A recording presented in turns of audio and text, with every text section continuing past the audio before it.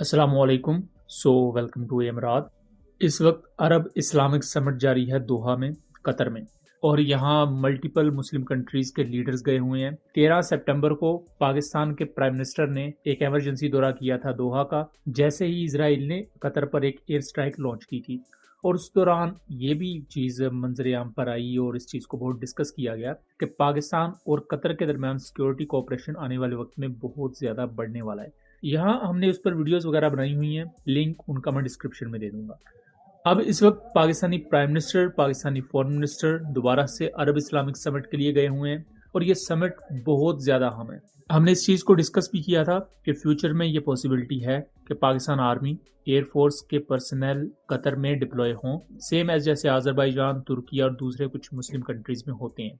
लेकिन इस वक्त एक बहुत अहम चीज़ जो सोशल मीडिया पर डिस्कस की जा रही है, एक वीडियो जिसमें टर्किश एयर चीफ एक F-16 को उड़ा रहे हैं और ये F-16 तुर्की में नहीं उड़ा रहे, कतर में उड़ा रहे हैं। टर्की के F-16 कतर में क्या कर रहे हैं और ये वीडियो बहुत ज़्यादा इस वक्त वायरल हो रही है।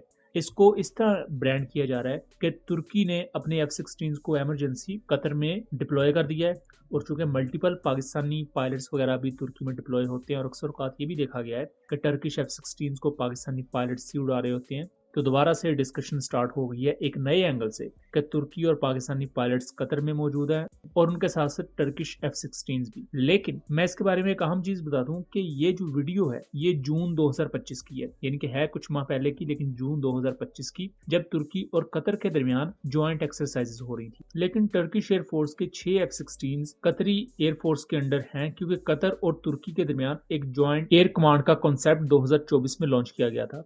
कतर ने अपने 4.5 जनरेशन एयरक्राफ्ट तुर्किया में डिप्लॉय किए और तुर्की ने अपने 6 F-16 कतर में डिप्लॉय कर दिए।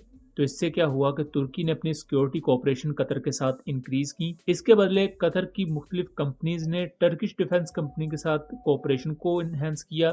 तुर्की की डिफेंस एक्सपोर्ट्स में भी इजाफा हुआ और तुर्किया को एक 4.5 प्लस जनरेशन का एयरक्राफ्ट चाहिए था अपने मुल्क में, क्योंकि ग्रीस के पास राफेल और F-16 ब्लॉक 70 हैं और उनके मुकाबले का अभी तक तुर्की के पास कोई फाइटर जेट नहीं है। तो तुर्की की वो जरूरत भी पूरी होगी। अब इसी चीज को लेकर ये डिस्कस तो किया जा रहा है, क्योंकि टर्किश F-16 ऑलरेडी वहां पर मौजूद है, तो ये पॉसिबिलिटी भी है कि कुछ पाकिस्तानी पायलट्स भी उनके साथ डिप्लॉय हों और टर्किश पायलट्स भी ओबियसली। तो पाकिस्तान के लिए ये अहम क्यों हो सकता है? पहली चीज, अरब इस्लामिक समिट में पाकिस्तान ने ये चीज कही है, पाकिस्तान ने भी और तुर्की ने भी, कि एक ज्वाइंट टास्क फोर्स बनाई जाए, एक किस्म की मुस्लिम नेटो, एक मिलिट्री अलायंस मुस्लिम कंट्रीज का। ईरान ने भी इसकी सपोर्ट की है, कतर ने भी इसकी सपोर्ट की है और सऊदी अरब ने भी। माजी में ये मुस्लिम कंट्रीज आपस में ही कई मामलात में कॉन्फ्लिक्ट का शिकार रही हैं और अनफॉर्चुनेटली आज भी इनमें बहुत से कॉन्फ्लिक्ट मौजूद हैं। लेकिन इसराइल ने जब से दोहा पर अटैक किया है, इनके कतर पर, तब से जितनी भी कंट्रीज है, यहाँ तक कि यूएई जैसी कंट्रीज जिन्होंने इसराइल के साथ ताल्लुकात बेहतर कर लिए थे, वो भी अब बैकफुट पर आ चुकी हैं, क्योंकि उन्हें पता है कि कल को इसराइल उनके मुल्क में भी आके बॉम्बिंग कर सकता है। पाकिस्तान के लिए ये सिचुएशन कई मामलात में बहुत ज्यादा बेनिफिशियल है। पहला तो गल्फ नेशंस इस वक्त पाकिस्तान की तरफ देख रही हैं, खासतौर पर रीसेंट कॉन्फ्लिक्ट में जिस तरह पाकिस्तान ने अपने से 4 गुना बड़ी मिलिट्री पावर को शिकस्त से दो चार किया। दूसरी चीज कि पाकिस्तान एयरफोर्स, आर्मी में और इवन नेवी में भी इंडिजिनाइजेशन को लेकर एक ट्रेंड पाया जा रहा है कि मैक्सिमम कोशिश की जा रही है कि या तो कुछ चीज़ों को खुद डेवलप किया जाए, या अगर आप खुद 100% डेवलप नहीं कर सकते तो अपने फ्रेंडली पार्टनर्स के साथ मिलकर उनको डेवलप किया जाए जॉइंटली। यही वजह है कि अरब कंट्रीज भी इस वक्त तुर्की के साथ ताल्लुकात अच्छे बना रहे हैं, क्योंकि उनका डिफेंस सेक्टर काफी ज्यादा स्ट्रॉन्ग है। देन वो पाकिस्तान के भी बहुत ज्यादा करीब आए हुए हैं। एक तो ऑलरेडी पाकिस्तान इनके फौजियों को ट्रेनिंग देता है, इनके मिलिट्री पर्सनल को, बट फ्यूचर में वो इनकी तादाद ज्यादा करना चाहते हैं। एज वेल एज वो कुछ पाकिस्तानी ट्रूप्स को, पाकिस्तानी मिलिट्री पर्सनल यानी खासतौर पर एयरफोर्स के पायलट्स और इस तरह का अमला, उसे अपने मुल्क में भी तैनात करना चाहते हैं। कतर तो इस चीज के लिए बिल्कुल तैयार बैठा है और इस चीज को कतर की जानब से एक्सप्रेस भी किया जा रहा है। चाइना इस चीज से बहुत खुश होगा, क्योंकि चाइना चाहता है कि पाकिस्तान का सिक्योरिटी कोऑपरेशन गल्फ नेशंस के साथ हो। ऑलरेडी पहले भी था, लेकिन हम कभी भी उससे बेहतर तौर पर फायदा नहीं उठा सके।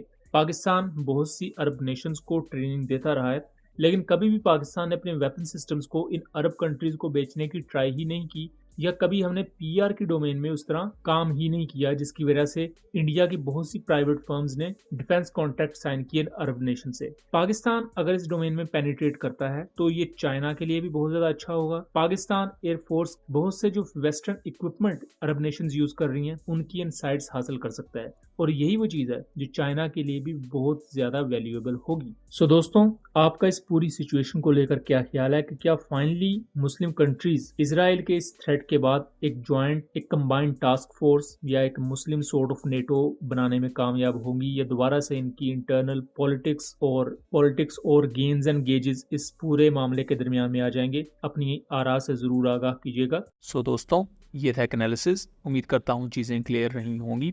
वीडियो पसंद आई हो तो इसे ज़्यादा से ज़्यादा शेयर कीजिएगा ताकि इस तरह की मज़ीद इन्फॉर्मेटिव वीडियोस हम आपके लिए लेकर आ सकें। मिलेंगे अगली वीडियो में, तब तक के लिए अल्लाह हाफिज़।